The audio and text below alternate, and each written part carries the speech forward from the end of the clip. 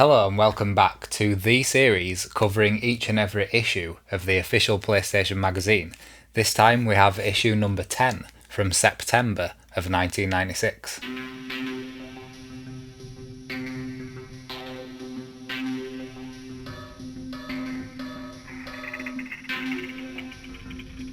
We'll start off with the reviews this time because it's about time that we heard what the official PlayStation magazine thought of the original Crash Bandicoot.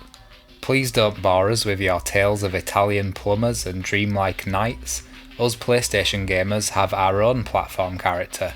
Enter Crash Bandicoot, an animal with bandicoots, presumably. We're not going to make any comparisons with platform games on other systems. Everybody's been trying to pitch them against each other, but the fact is, you couldn't have three more different games. Mario tries a lot of new stuff to showcase the N64's abilities.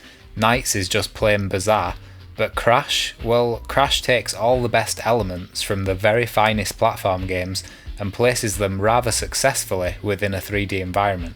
However, it's very much a two-dimensional affair placed within a 3D environment, but having said that, it's fair to say that Naughty Dog have capitalised on the extra dimension to make some of the sections refreshingly different to anything you'll find in a regular old 2D platformer. Crash Bandicoot has a pretty high number of levels, around 30 as far as we can tell, but although this isn't by any means as many as some platformers, the levels are so big and so well constructed that the challenge is quite a huge one. While we're on the subject of difficulty though, it's worth pointing out that in a couple of places the developers haven't quite got it right. For the most part everything is just fine and dandy, but on a couple of occasions the save points or restart points seem a little misplaced. Most of the time they appear after a particularly hard section. You take a few goes to master a level, then fortunately you get to save the game and move on. In one area of the second world, for some reason, there's a section in which a save point isn't available for 3 whole levels. This means that it's very likely that you'll have to trudge through all 3 levels an unreasonable amount of times. The first few tries are fine, but when you're already familiar with the first 2 levels and you trip up on the third for the umpteenth time, forcing you to play through them all again, it gets annoying. However, it's a small hiccup in what is otherwise an immaculately structured game. Naughty Dog were bang on target when they decided to draw inspiration from what has gone before, and in doing so have created a superb piece of software that takes the platformer to new heights. Thank goodness that the most impressive game of '96 appears exclusively on the PlayStation, 9 out of 10. The next review is for Die Hard Trilogy, which ambitiously blended 3 game styles into one, covering all 3 films in the original Die Hard trilogy. Let's start at the very beginning, a very good place to start. In the first film, John gets all hot under the collar after he's gone to pick up the missus from work, only to find that a gaggle of international terrorists have gone and taken over the multi-storey building and are demanding all kinds of things. John has 15 levels of the skyscraper to tackle in 3D walk-around fashion, rescuing hostages and blowing away the fearsome criminals. There's some clever technical stuff going on here too. The writers have developed a vanishing wall technique which allows the gamer to see straight through walls so he never loses sight of the action. Now, this little bit of code is an incredibly important development in video game design. Some modern games don't even get this right. You'll turn the camera around and it'll get stuck on walls and jerk around. In fact, the next review coming out on the channel covers a game from 2012 with one of the worst cameras I've ever played with, and yet here in 1996 we have developers trying to make sure that the camera doesn't get in the way of gameplay. In the Die Hard 2 section, once again the order of the day is wanton destruction, with members of the public dashing around hysterically while you cut them into the ground just for a laugh. It's a mite easier using a mouse here, and there's even an option for a gun, but we haven't got one. With the joypad it takes a bit of getting used to the controls, but you can fiddle with the options to speed up the crosshair movement. The more patient will bide their time and shoot to kill the terrorists, others will blast with abandon.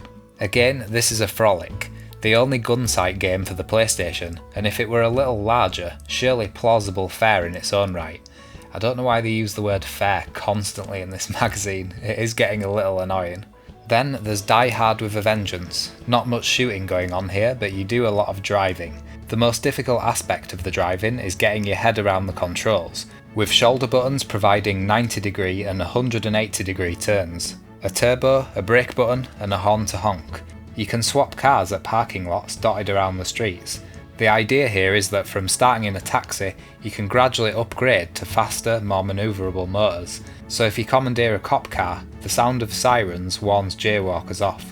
The car mechanics work just fine once you've gotten used to the fact that a gentle nudge on the D-pad is all you need to steer the car past barriers and folk. Die Hard Trilogy is a game which initially seems somewhat ragged and rather confusing, but there is enough in here to warrant closer inspection. You can play bits of each game at a time and save them to memory card, and with perseverance, all 3 sections are rewarding. It gets an 8 out of 10. On the next page, Return Fire, a slightly cartoony looking real-time strategy, gets a 7 out of 10. The magazine says that despite its simple graphics, the gameplay is a lot of fun and there's a lot of strategies to be formulated. It especially praises the 2-player split-screen head-to-head, which is a first for real-time strategy, I think. To put it simply, 2 is better than 1. Return Fire is one of the finest head-to-head games on the block. Ignore the basic graphics, it's all about the gameplay, and this has lots. Raging Skies gets a 6 out of 10. They say it's a pretty bog-standard flight sim, with not much depth to it. Raging Skies just lacks that vital spark. The action is entertaining enough, but it has its fair share of flaws. For starters, all the missions are time-based, so even if you're flying like the Red Baron on Prozac, you can still buy the farm if you take a few seconds too long. And there's the speed thing. Yeah, it's only a game, and in the real world, fighter pilots generally don't even see their prey, but the sedate pace of the enemy fighters and the lack of ground speed make it feel more like a helicopter gunship game than a Mach 1 fighter sim. Even at 10 metres above sea level, it looks like you're doing about 60 miles per hour instead of the 600 these craft are capable of. The choice of hardware is also pretty superfluous, as they all seem to handle the same. However, Raging Skies is saved from the budget bin of obscurity by its clever graphics, and a dash of longevity thanks to some stiff missions and a 2-player link-up. Time Commando. Well gosh, some work has gone into this. Just look at it. The graphics have been created on 3D Studio art packages and Silicon Graphics workstations. Everything is texture mapped and garage shaded, and Mr. Sheen regularly comes to polish it off to a shine. The animation is in real time, and the light sourcing is, well, really light sourced. Have another look. Isn't it cool that the tigery leopard thing really resembles a real tigery leopard thing? Our hero, we'll call him Bertram for the purpose of this review, has to thwack his way from prehistoric times through to the future, collecting computer chips, which he drops into terminals, a bit like bottle banks. Time Commando then is a beat 'em up with puzzles and some collecty bits, but with an emphasis firmly on the fisticuffs. Bertram starts to rumble with his fists before moving on to knives, clubs and guns, and each epoch presents its own challenge. The control method is bloody horrendous, it makes you curse the day you were born. Bat the pad to punch someone, wait for a bus, make a cup of tea, and yes, you've just swung an arm, a most unfriendly means to the simple delights of pugilism. Time Commando gets a 6 out of 10 from PSM. Another 6 out of 10 flight sim on the next page, and it's another movie tie-in, it's Top Gun.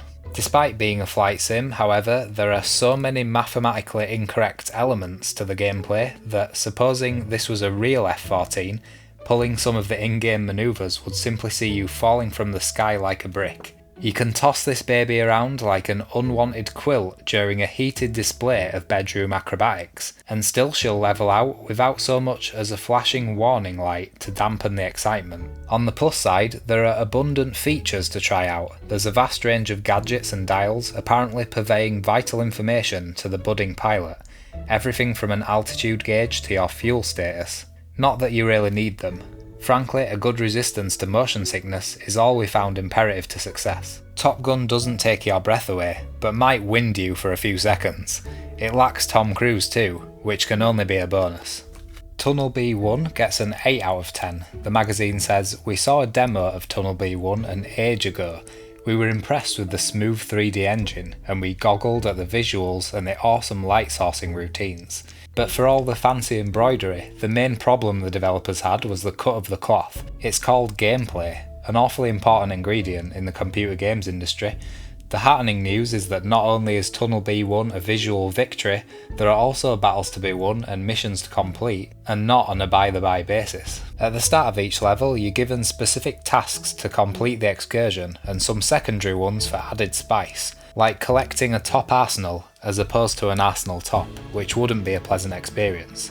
You may have to destroy a nuclear reactor guarded by cunning enemy hovermeisters. An attack chopper could be buzzing about. You might have to unload a heat seeker at the Blighter, you get the idea. And although Tunnel B1 is no radical departure from shoot 'em ups in the days of yore, it's such a wheeze to play. A wheeze? As flash a shoot 'em up as they come, Tunnel B1 is technically beautiful, if not the most original fair. You must give it a try. The final review is yet another arcade conversion to the PlayStation, Galaxian 3. How do you convert a 6-seater widescreen epic coin-op into a PlayStation game? Frankly, we don't care. We just play the games and write about them. It's easier. Galaxian 3 is a much bigger game than its predecessor. There are 2 separate missions instead of just one. You get real on-screen 4-player action. There are some real innovations in the options, and it's even more impressive visually and technically than Starblade Alpha. It takes you on a wild rollercoaster journey through deep space into alien territory, where you must blaze your way through waves of fighters to infiltrate the enemy's stronghold. Once inside, you have to destroy the massive reactor in order to save the planet Earth from disintegration. And just in case you were wondering, this cleverly worded description fits both missions. Galaxian 3 is technically flawless, but the gaming equivalent of a porno flick. Great to watch, but no real plot, and the ending's always the same. 4 out of 10. Next, let's see what reader letters have been sent in this month in the feedback section, starting off with a regular, Sam McGuinness from Molesey once again. The first news story in PSM6 concerned the sales war between Sega and Sony, a story I see as invalid. Both sides are overestimating their sales. They'd be naive not to. They've set their own sales objectives and don't want to admit that they haven't been able to reach them. Also, third-party software companies will not develop for an unsuccessful machine. Jaguar, 32X, Virtual Boy. So by bumping up sales figures, they also entice more software onto their platform. Secondly, in issue 6, you printed my letter which spoke of the inadequacies of Core's 3D graphics engine for Thunderhawk. The news pages of the same issue previewed Blam! Machine Head. I can appreciate the fact that the scenery draws further into the distance, but the polygon folding is still present. Do you feel that polygon folding of any kind will ever be eradicated? With all due respect, Sam, you are talking utter bollards with regards to sale figures. Sega and Sony simply cannot make up figures with regards to their sales. These figures are audited and cannot be lied about, any more than other PlayStation magazines can claim to sell as many copies as we do. Sega and Sony may decide to alter which figures they want to shout about at any one time, weekly sales, sales in the UK to date, etc., but they can't just fabricate them. As for the story having no relevance, I think the fact that PlayStation owners can see they're in the vast majority is a reassuring thing to know. But you are correct on polygon folding. It is something that can't be eradicated. It can be minimised by using smaller polygons, and games can be programmed to get around the problem to an extent, but the hardware dictates that it will always be present to some degree. You say you have close links with Sony Computer Entertainment, but in the mail order section of your magazine, I saw games like Tunnel B1, Tekken 2, Fade to Black, the list goes on. You haven't even playtested these games yet, neither will they be out in the shops for a few months. Are you sure you have close links with SCE? Yes, we have. Have you noticed the exclusive cover and review of Sony's biggest game of the year that we've got this month? That's not a coincidence. With regard to advertising, however, we have no editorial control over the ads that go into our magazine, and this is a publishing standard. Film for these pages and ads are produced by the companies themselves and sent direct to the printers. The first we see of them is when we get the finished issues back, and bear in mind that these companies are trying to predict what games they will have in stock at the time, and are just as much at the mercy of release schedules as we are, more so. But by reading PSM regularly, you can see at a glance what games they will and won't actually have. Can those people who write in with the perennial complaint about the price of games please discuss something relevant for a change? £45 is not expensive for something that you'll still be playing next year. There's a lot of second-hand games turning up and quite a few mail-order companies offer discounts on games. On the subject of buying games, I'd like to know how much the leisure software market is actually worth in this country. I ask because when buying software, most shops won't let you see the latest titles running. Adult gamers should be able to expect the level of service that you get when making any other major purchase, such as a TV or a hi-fi. If Sony are serious about selling PlayStations to people who've never owned a games console before, they might consider commissioning a greater selection of multiplayer games. This would help Sony to reach a lot of people for whom the phrase games console still conjures up an image of a sad boy playing Sonic in his bedroom.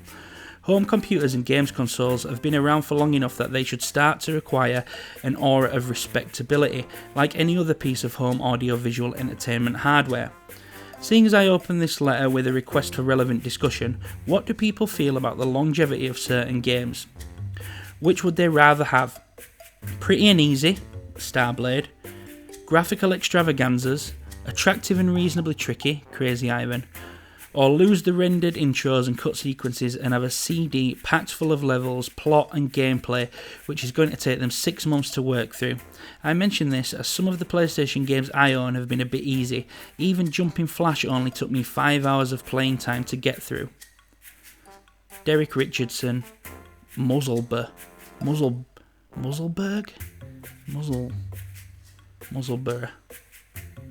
Fuck knows. Thanks for making so many relevant points in one letter, it makes our job here so much easier. At £45, games are an expensive commodity and we have to reflect that in our reviews. We have to make sure our readers are getting value for money, but like you say, it could be worse. Carts can cost upwards of £60, and so for every 3 PlayStation games you buy, you can only purchase 2 carts. Hopefully with the cost of CD production, this figure will start to fall slowly. But yes, in the meantime, second-hand games are easily found these days. As for not being able to test games, this is a service that people should be allowed. This is one reason we feel our cover disc is so important, and indeed, the more demos we squeeze on, the more vital it will become for consumers. As for multiplayer games, we've had some great offerings recently, with Return Fire, Bust-A-Move 2, and the various football games heading the way. Finally, we are very aware that some games that launched the PlayStation have survived better than others, and while many that relied on graphics and fluff have disappeared, the games with great basic engines are still going strong. This is something we'll be featuring soon as we highlight which games have survived better than others. In his editor's note, Rob Pegley said that this is the most diverse issue that they've ever released, because they're covering games that aren't just on PlayStation in this one, it's a platform special. With the release of Crash Bandicoot, Sony will be writing the latest chapter of a story that's been going strong for 16 years, the story of platform-based video games. PSM takes a look at the history of the platformer, examines why it's the most popular type of video game in the world, and ponders the future of the genre following the appearance of the next generation consoles. Since its first incarnation in 1980, the platformer has proved to be the most popular, most enduring, and by far the most creative, development-wise, of all the game genres. So dominant has this genre been that many of the characters contained in the games have become rather more famous than the games themselves. The two most famous, Sonic and Mario, gave rise to the most vicious of marketing battles in video game history, as Sega and Nintendo fought to obtain 16 market leadership. It is also in many respects the purest gaming experience, a summing up of exactly what a video game should be about. Sit in front of one of the better platformers, and the RPGs, the driving games, shoot-em-ups and puzzlers drift to the back of the mind as mere distractions. I wouldn't say I particularly agree with this, as JRPGs are my favourite video game genre, but yeah, let's continue. The glorious story of the platformer began in 1980 when Shigeru Miyamoto, a young employee of Nintendo, created a game called Donkey Kong. The graphics were basic and the gameplay was limited to 4 screens of fairly crude running and jumping action, but it not only introduced the now legendary Mario into the video game world, it also gave players a whole new style of challenge, and one which was rapidly to become the most popular in the world. Donkey Kong the Coin-Op enjoyed enormous success, highlighting people's avid desire for this new style of gameplay and making Nintendo an awful lot of cash into the bargain. Just 2 years later, a British programmer, Matthew Smith, designed a game called Manic Miner for the Spectrum home computer. It was noteworthy development in that it offered 20 single-screen levels of very carefully structured platform-based problems. He was to further develop the genre the following year with Jet Set Willy. This sequel to Manic Miner was the first game ever to feature a playing area larger than the screen. There was no scrolling, but nevertheless the idea of creating a game out of a number of screens which linked together had been introduced. In the same year, Nintendo's Miyamoto developed Mario Bros., another single-screen platformer, but another important chapter in that for the first time it included the ability to attack the enemies by bouncing on their heads. However, it wasn't until 2 years after this that the platformer took the shape we're familiar with today. Again, it was down to Shigeru Miyamoto to make the breakthrough. Super Mario Bros. Contained far more original ideas and features which are now standard in platform games than would be possible to list here in any detail. But this astonishing game, which contained 32 large levels within 4 worlds, could almost be considered a template or blueprint for many of the best platformers that have come since. Part of the reason for the huge success of the platformer could be its positioning somewhere in the middle of the spectrum of gameplay types. It offers more than the quick fix of excitement offered by puzzle games such as Tetris, but also avoids the need for long-term investment of time and effort that role-playing games require. The very best platformers can be played occasionally, offering fairly short-term bursts of moderately challenging entertainment while still affording the prospect of long-term satisfaction. Spending an hour getting through a single world before saving the game and switching off is perhaps one of the reasons for their wide appeal. Another reason is undoubtedly the high level of immediate and realistic interaction in the games. Sure, the scenarios and characters may be anything but realistic, but the physics of the gameplay rely upon the player's actions being directly translated on screen, the real-time action equivalent of the adventure. It's interesting to note here that the PlayStation Magazine has given this little list at the side of platformers they've reviewed, and Lemmings 3D is in there, which isn't really a platformer, I would say. It's more of a puzzle game. I suppose there could be some arguments to be made as to how it's a platformer, but I feel that its inclusion here needs warranting really. Also, it's just reminded me that they gave it an 8 out of 10, which is ludicrous because it's such a clunky game. What's the difference between a good and bad platformer? Apparently, there are dozens upon dozens of specifics and rules that need to be strictly adhered to if the developer wants to produce a good platformer. Some are fundamental, but go largely unseen in a slick product. In a bad one, however, if the basic rules are ignored, the mistake is excruciatingly obvious, and the product is poor as a result. One of the most important aspects of a game is the responsiveness of the game character. When the player decides to perform a move, the character should respond immediately, and when it does, it should do so reliably every time. For a platformer to be truly entertaining, the player must never feel that some mishap or loss of life wasn't his fault, or her fault, PSM. Often in a poor platformer, the player will inexplicably fall to his death or hit something he shouldn't have, and wonder why it happened. When this occurs, it's not sour grapes on the part of the player, it's sloppy design. It can be down to over fiddly controls or bad collision detection, or badly placed enemies. But the difference between a good and bad platformer is the difference between the player cursing himself and the player cursing the game. I definitely agree with that one. Now the way is paved for the platformer to move on to the next stage, and with the introduction of the latest wave of hardware comes much speculation about the way software, especially platformers, will develop. There seems to be a feeling that with the new hardware will come a revolutionary new concept, a whole new platforming experience. In fact, efforts to design a whole new style of platformer could well be wasted. For a game to be recognisable as a platformer, it has to contain many of the elements and features already discussed. Without these, it's simply a game belonging to a different genre altogether. Back to the beginning of the mag now to see what we skipped over to get to the reviews, and most of the news is actually just announcements of games that could be coming in the near future, but there are also a whole load of previews in this issue. Starting with a big one, it's one of my favourite games, Broken Sword. Charles Cecil, managing director of the York-based development outfit Revolution Software, recalls the launch of Lure of the Temptress. "We truly felt that we had a revolution on our hands," he enthuses. And in a way we did. At the time, nobody else had achieved what we managed to accomplish with the adventure game. Lure was an attempt to rival the stranglehold that LucasArts then had over the graphic adventure scene. Text adventures were only just fading out of the limelight, and LucasArts' crude 8-bit Maniac Mansion was a veritable milestone for the adventure genre. When we saw Maniac Mansion, we thought, we can do that. So we did, but better, says Charles. In terms of the PlayStation, Broken Sword is in a league of its own, effectively setting a precedent for what is a noticeably untapped area on the console. Discworld and the yet-to-be-released Chronicles of the Sword being the only other alternatives, and this time LucasArts are nowhere to be seen. Broken Sword is more like Steel Sky than Lure, and is a polished graphic adventure with cartoon leanings. However, Charles stresses it's the gameplay that is of paramount importance. How can you call a game if, like all these so-called interactive movies, there's no gameplay to be found? He's convinced that Broken Sword has succeeded in generating captivating gameplay thanks to a damn good plot which unfolds at a steady and enthralling pace. And that turned out to be very true. Team 17's scrolling shooter, Project X2, was set to be the only serious contender to Raiden, according to the magazine.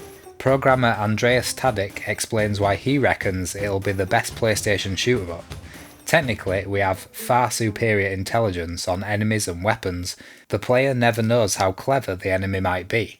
Also technically, we have true colour parallax stream-loaded, not block built like the competition. Because of this, we can have far more objects on screen, even in 2-player mode. We have 3 times as many weapons, which can, in many cases, be active at the same time, and we're not reusing the same enemies on later levels. There'll be no slowdown, and we're having 3D levels too. On the next page, Soviet Strike. Electronic Arts' timing couldn't have been more audacious, with the run-up to the imminent crucial Russian elections between Premier Yeltsin and opponent Zyuganov, which could see the continuation of capitalist ideals or a return to the more draconian communist rule. I think they mean fake communist there. EA sets the east-west ball rolling once more, with a daring marketing campaign running in most of the national papers, and coinciding with the extensive media coverage of the political race. EA are promoting their new strategical shoot-'em-up Soviet Strike with the slogan, "Stop the war before it begins." A sequel to a classic platformer, Earthworm Jim 2, though it never seems to get as much praise as its predecessor. Those making the transition from the world of 16-bit to PlayStation should be familiar with the adventures of Earthworm Jim, but for those ignorant of the merits of this galactic hero, one who could give Superman a run for his money, we shall elaborate. Jim is an earthworm who, while attempting to escape the ravenous beak of an early bird one morning, has a robotic superhero suit fall on him from the sky, instantly turning him into a superworm. He's armed with a rather nifty little plasma gun, he's got all manner of weird and wonderful creatures to obliterate, mainly giant Martians which look more like crows in green spacesuits. Also from Virgin, the Skeleton Warriors platform game, another fantasy medieval platform affair featuring a scantily clad warrior chap who hacks off bits of skeletons and other specimens of the undead, while admiring the multi-layered background parallax if he has time. Then there's the Iron Man PS1 game. I didn't even know there was one, but then again I'm not a fan of Marvel, so... Our friendly superheroes are joining forces to take on the might of, and get some of these names, Yellow Jacket, Absorbing Man, Melter, Mr. Hyde, Mistress Crescendo, and Dromac Gladiator. Oh, there's loads more too. Both Iron Man and Exo Manowar have splendid rocket feet which they put to good use when hopping over fences and onto buildings, and they've some truly wicked weaponry to flaunt with abandon. On the next page it's Guts and Garters in DNA Danger. According to the females in our team, the title of Ocean's latest Blastfest could be regarded as having slight sexist undertones. The game is a 2-player 3D action-adventure, and there are 2 in-game characters for you to select, one male, one female. The male is called Hank Guts Carter, the female Stacey Garters Pringle. Now we haven't really got a problem with this, we're all quite liberal here, and our female team members certainly aren't bra-burning feminists, But when you think about it, why is the male character the one portrayed as being the bold and fearless part of the duo, while the woman obviously has no better use but to be compared to Lacey Hosiery? I think we'll move on, don't you? Supersonic Racer's next, akin to the Micro Machines games, and this one can have up to 8 players with 2 consoles and 2 multitaps. Then there's Blast Chamber, which looks pretty unique actually. There are elements of platform to it, puzzles to solve as well. At times it's sports sim meets beat 'em up. That sounds very interesting. Speaking of Micro Machines, here's a preview for Micro Machines 3. If you're zooming around the toast, through the marmalade and over the box of Wheaties to finish in first place, you could only be playing Micro Machines. This top-down racer was the bee's knees on the Mega Drive and SNES, especially when you and a few mates were bashing each other all over the tracks, and now it's coming to PlayStation. I had to double take on the next page when it said Super Mario, but then it made sense. EA have finally added driving games to their EA Sports range, and who better to launch the range than the legendary Mario Andretti? I'm assuming that's some sort of race car driver. The final preview, a space-themed racing game called Starwinder. There are more than 35 race rails to swoosh along, and within each of these you'll find 10 different graphical styles. Not only do you fly spacecraft, you also have an arsenal of weapons including heat-seeking fellows. Let's finish up as we always do with the top secret section featuring tips and cheats for various PlayStation games, but this time they've gone all in with one game in particular, Battle Arena Toshinden, featuring some special moves and combos for all the characters. There are also some hidden commands on the next page. You can select boss characters and hidden characters. After doing the hide energy bars cheat, press select on the 2-player controller in order to activate slow motion. And that's it for the official PlayStation Magazine number 10. I'm trying to get through all of the official PlayStation magazines from the PS1 era on my channel, so if you're just joining us in this video, then perhaps go back and check out some of the earlier issues. I've been Jake of The Retro Perspective. Thank you very much for watching, hope you enjoyed, and I'll see you next time.